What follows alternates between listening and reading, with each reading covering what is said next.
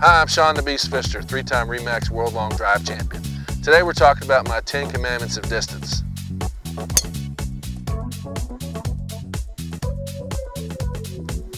The 10 Commandments of Distance came from my own research that I did when I first started long driving. I wanted to be a good long driver. I didn't know how. I was self-taught. So what I decided to do was to do my own little research project where I took out 10 years worth of golf magazines, mostly Golf Digest magazines and other magazines, but I came up with every magazine I could, and I went through each one, and I looked for articles that were written by these, very successful riders, telling the reader how to hit the ball farther.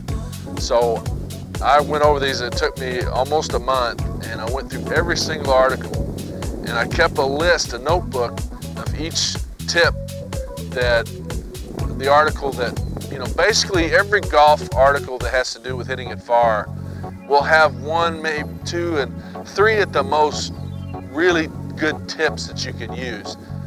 So I went through and I wrote all these down, and by the time when I was finished, I had 397 articles that I had gone over, and I had all the tips that came along with them. Then I went back through, and every time I found something repeated, I marked it out after the original one, and that dropped my list by 70%.